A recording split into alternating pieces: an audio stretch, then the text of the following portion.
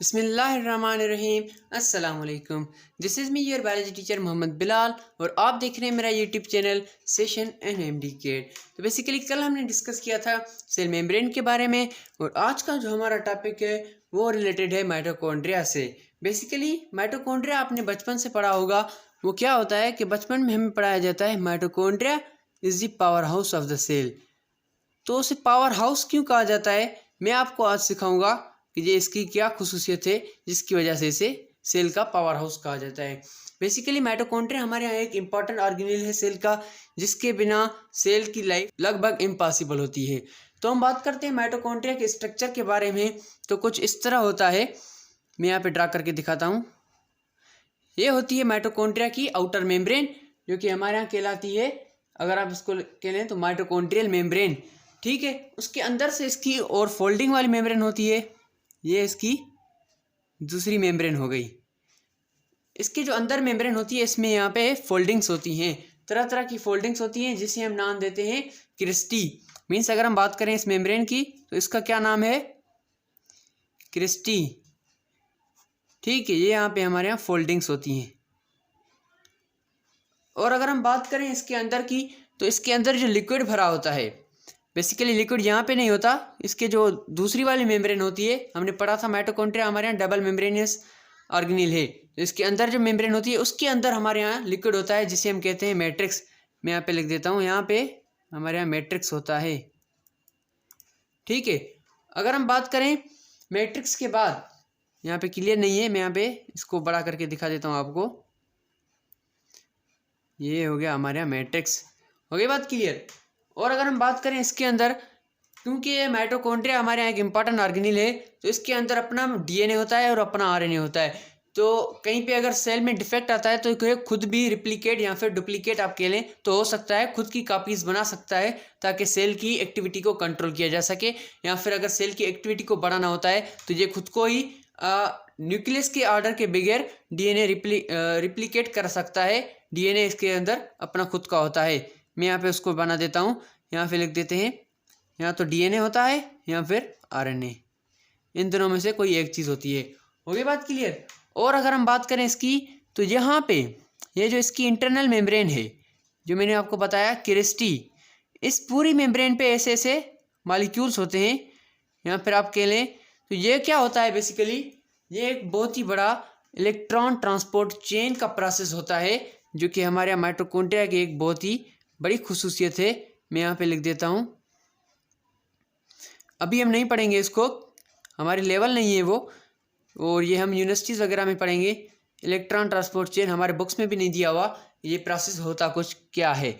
तो अगर हम बात करें इलेक्ट्रॉन ट्रांसपोर्ट चेन प्रोसेस की, तो वो होता है हमारे यहाँ इस माइटोकॉन्ड्रियल की जो इंटरनल मेम्ब्रेन क्रिस्टी फोल्डिंग सर मेम्ब्रेन होती है वहाँ पे होता है। और अगर हम इसकी और फंक्शन की बात और स्ट्रक्चर की बात करें तो यहाँ पे इस मैट्रिक्स में छोटे छोटे डॉट्स होते हैं जिसे हम राइबोसोम्स के नाम से जानते हैं। तो अगर हम पीछे यह याद करें तो राइबोसोम्स हमारे यहाँ क्या फंक्शन प्रोवाइड करते हैं, प्रोटीन बनाने का। तो ये अपनी प्रोटीन भी खुद बनाता है और इसके अंदर डीएनए भी अपना होता है, क्योंकि ये खुद डुप्लीकेट या फिर रिप्लिकेट हो सकता है। हो गई बात क्लियर। एक चीज़ और रह गई, यहाँ पे लिख देता हूँ, ये हमारे होता है माइटोकॉन्ड्रियल मेम्ब्रेन। ये क्या होता है, माइटोकॉन्ड्रियल मेम्ब्रेन।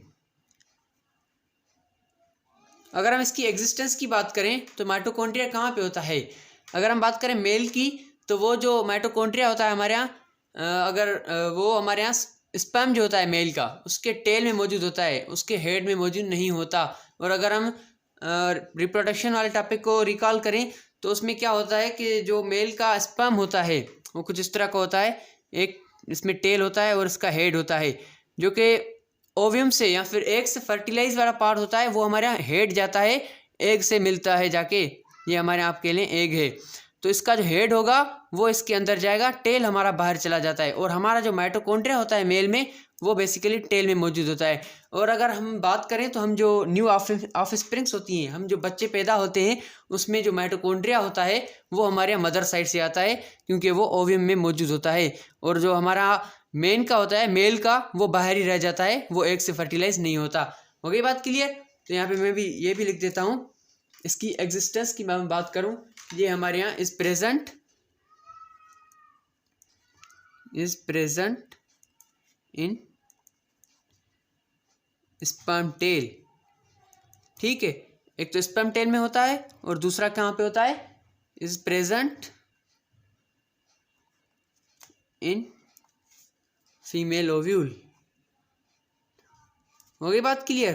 तो जो बच्चे पैदा होते हैं उसमें मदर की साइड से हमारे यहाँ माइटोकॉन्ड्रिया आता है। तो अगर हम बात करें इसके स्ट्रक्चर, हमने बात कर लिया, एग्जिस्टेंस बात कर ली, तो हम इसके कैरेक्टरिस्टिक्स को बात कर देते हैं जो इसके कैरेक्टर्स हैं। तो अगर हम इसकी लेंथ की बात करें या फिर डायमीटर के लें आप, तो ये 2 micrometre to 10 micrometre in diameter होता है, ये इसकी साइज है। और अगर हम इसकी लेंथ की बात करें तो ये कुछ हमारे यहाँ होता है 1 to 5 माइक्रोमीटर। मैं यहाँ पे लिख देता हूँ, sorry, 1 to 5 micrometre in length. हो गई बात क्लियर। तो इसके हमने साइज भी देख ली। तो आगे आगे चलते हैं। तो ये जो हमारे यहाँ माइटोकॉन्ड्रिया होता है, ये बेसिकली सेल में एक माइटोकॉन्ड्रिया नहीं होता। अगर हम बात करें इसकी एग्जिस्टेंस की तो हमने वो देख ली। तो अगर हम बात कर लें तो ये कितनी तादाद में होता है एक सेल में, एक सेल की बात हो रही है, तो कुछ इस तरह होता है कि जैसा कि आप देख सकते हैं कि अगर हम बात करें माइटोकॉन्ड्रिया के तादाद की तो वो डिपेंड करता है सेल की एक्टिविटी पे। जितनी ज़्यादा सेल की एक्टिविटी होगी उतनी ज़्यादा हमारे यहाँ माइटोकॉन्ड्रिया मौजूद होंगे सेल में। अगर आपने देखा होगा कि मेरे जैसे लोग जो स्किनी पीपल होते हैं वो जितना भी खा लें बढ़ते नहीं हैं, उसका मेन रीज़न यही होता है कि उसमें उसके सेल्स में माइटोकॉन्ड्रिया की तादाद ज़्यादा होती है, उसकी सेल की एक्टिविटी बहुत एक्टिव होती है, उसका सेल फंक्शन बहुत ही तेज़ी से करता है। ठीक है, तो यहाँ पहले मैं लिख देता हूँ कि ये जो हमारे यहाँ डिपेंड करता है वो सेल की एक्टिविटी पे, it's number depends upon the activity of a cell. जितनी ज़्यादा एक्टिविटी सेल करेगा उतना ज़्यादा सेल की एनर्जी खर्च होगी, उतने ज़्यादा हमारे यहाँ माइटोकॉन्ड्रिया होंगे सेल में। और अगर कुल मिलाकर बात करें जितने भी हमारे यहाँ माइटोकॉन्ड्रिया होते हैं एक सेल में, उसे हम कहते हैं कॉन्ड्रियोम। मैं यहाँ पे एक टर्म यूज़ कर रहा हूँ, कॉन्ड्रियोम, ये यहाँ पे याद करना है। कॉन्ड्रियम को अगर देखें तो वो sum of all mitochondria in present in cell. मैं यहाँ पे लिख देता हूँ ऑल द माइटोकॉन्ड्रिया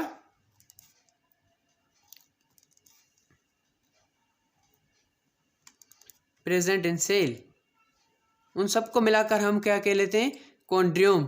ठीक है, प्रेजेंट इन अ सेल। ठीक है, ये यहाँ पे हो गया। और अगर हम बात करें इसके फंक्शंस की, सॉरी मैंने एक चीज़ मिस कर दी कि ये क्या है, ये सिर्फ स्फेरिकल या फिर रॉड शेप नहीं होता, इसके डिफरेंट टाइप्स होते हैं। मैं इसके यहाँ पे लिख देता हूँ कि ये हमारे यहाँ किन किन स्टेट्स में हमारे यहाँ पाया जाता है। सबसे पहले यहाँ तो रॉड शेप्ड होगा। ठीक है, जैसे आपने देखा है रॉड होती है हमारे यहाँ जलने वाली, घरों में लगी होती है, ये हमारे यहाँ हो गया रॉड शेप। दूसरा क्या होता है हमारे यहाँ वेजिकल्स के फॉर्म में होता है। वेजिकल्स कैसे कि अगर आपने देखा होगा कि जो छोटे छोटे स्फेरिकल फॉर्म होते हैं, मैं यहाँ पे लिख देता हूँ, ये ऐसे कुछ इस तरह के, ये हमारे यहाँ होते हैं वेजिकल्स, और ये यहाँ पे होता है रॉड शेप। और तीसरा क्या है हमारे यहाँ, वो है हमारे यहाँ फिलामेंटस टाइप। क्या होता है, फिलामेंटस टाइप का होता है। कैसे, अगर आप एक धागे की बात कर लें तो ये कुछ इस तरह का होता है फिलामेंटस टाइप। ये यहाँ पे इन 3 स्टेट्स में पाया जाता है, ये किसी भी स्टेट में हमारे यहाँ मौजूद हो सकता है। हो गई बात इसके फंक्शंस की, तो जिसके डिफरेंट फंक्शंस हैं और मैं यहाँ पे बता चुका हूँ, greater the activity of a cell greater the number of mitochondria. और अगर हम इसके बात करें, यहाँ पे आते हैं लास्ट में हमारे इसके होते हैं फंक्शंस। बहुत इजी है, यहाँ पे आपको बताता हूँ कि इसको power house of the cell क्यों कहा जाता है। तो सबसे पहले क्या होता है कि माइटोकॉन्ड्रिया हमारे यहाँ रिस्पॉन्सिबल होता है एरोबिक रेस्पिरेशन। ये एरोबिक रेस्पिरेशन क्या है, रेस्पिरेशन के 2 टाइप्स होते हैं, एक होती है एनएरोबिक रेस्पिरेशन, दूसरी होती है एरोबिक रेस्पिरेशन। एनएरोबिक रेस्पिरेशन वो जिसमें हमारे यहाँ ऑक्सीजन की कोई भी हमें ज़रूरत ना हो, ऑक्सीजन के बगैर हमारे यहाँ रेस्पिरेशन हो जाए, उसे हम कहते हैं एनएरोबिक रेस्पिरेशन। और दूसरी होती है एरोबिक रेस्पिरेशन। होते हैं कुछ ऐसे ऑर्गेनिज्म जो कि विदाउट ऑक्सीजन हमारे यहाँ रेस्पिरेट करते हैं, उसे हम कहते हैं एनएरोबिक रेस्पिरेशन। और जो हमारे यहाँ अंदर होती है ह्यूमंस के अंदर, वो होती है एरोबिक रेस्पिरेशन। तो बेसिकली ये जो हमारे माइटोकॉन्ड्रिया होता है यूकेरियोटिक सेल में होता है, एक डेवलप्ड सेल में होता है हमारे यहाँ ह्यूमंस के। फिर बर्ड्स की बात कर लें, आप एनिमल्स की बात कर लें, तो उसमें एरोबिक रेस्पिरेशन होती है जिसमें हमारे यहाँ O2 रिक्वायर्ड होती है, मीन्स ऑक्सीजन रिक्वायर्ड होती है।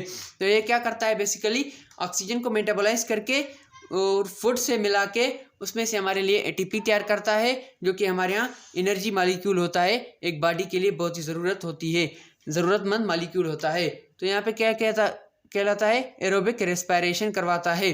हो गई बात क्लियर। तो इसी वजह से हम इसके कहते हैं power house of the cell, क्योंकि ये हमारे सेल को एनर्जी प्रोवाइड करता है। दूसरा उसका मेन फंक्शन इसके अंदर होता है क्रेब्स साइकिल। ये क्रेब्स साइकिल बेसिकली हमारे रेस्पिरेशन के दौरान होता है, इसके बारे में ज़्यादा डिटेल्स नहीं है। क्रेब्स साइकिल अक्कर्स इन, हमारे ये बताया गया है मैट्रिक्स। तो मैट्रिक्स मैंने आपको पढ़ाया है, रिकॉल करें कुछ, जो हमारे यहाँ इसके अंदर लिक्विड फील्ड होता है, इसे हम कहते हैं मैट्रिक्स। और अगर हम बात करें इसके तीसरे फंक्शन के बारे में, तो इसके अंदर मैंने आपको यहाँ पे बता दिया था कि इलेक्ट्रॉन ट्रांसपोर्ट चेन प्रोसेस होता है। मैं यहाँ पे लिख देता हूँ, इलेक्ट्रॉन ट्रांसपोर्ट चेन प्रोसेस भी होता है इसके अंदर, ठीक है। अच्छा, एक और फंक्शन हमारे मिस हो गया, ये क्या है कि fatty acid metabolism. Basically fatty acid जो होते हैं हमारे यहाँ एक लार्ज मॉलिक्यूल होते हैं, एक एनर्जी रिच मॉलिक्यूल होते हैं, उनकी मेटाबॉलिज्म भी हमारे यहाँ इस माइटोकॉन्ड्रिया में होती है। हो गई बात क्लियर। तो एक और पॉइंट रह गया है, मैं यहाँ पे उसको पॉइंट करके लिख देता हूँ कि अगर हम माइटोकॉन्ड्रिया की ये लास्ट वाली मेम्ब्रेन, बाहर वाली मेम्ब्रेन हटा दें, तो क्या बचेगा हमारे यहाँ कि ये इंटरनल मेम्ब्रेन होगी, उसके अंदर के जो मॉलिक्यूल्स वगैरह होंगे वो बचेंगे, तो वो कहलाते हैं हमारे यहाँ माइटोप्लास्ट, ठीक है। तो मैं यहाँ पे लिख देता हूँ, अगर हम इसकी मेम्ब्रेन को हटा दें तो वो क्या कहलाते हैं, एक टर्म है mitoplast. If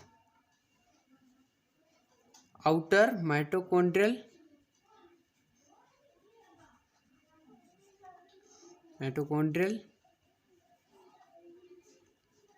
membrane is removed। Basically क्या होता है कि अगर हम if outer mitochondrial membrane is removed, तो वो टर्म हमारे यहाँ कहलाती है माइटोप्लास्ट। हो गई बात क्लियर। तो ये था आज का हमारा टॉपिक, जो कि बहुत ही अच्छा रहा और ये बहुत ही हेल्पफुल या फिर यूज़फुल के लिए बहुत ही यूज़फुल टॉपिक होता है हमारे यहाँ, जो कि माइटोकॉन्ड्रिया होता है हमारे यहाँ। बेसिकली ये सेल का पावर हाउस कहलाता है। और मिलते हैं फिर नेक्स्ट वीडियो में, तब तक के लिए अल्लाह हाफिज़।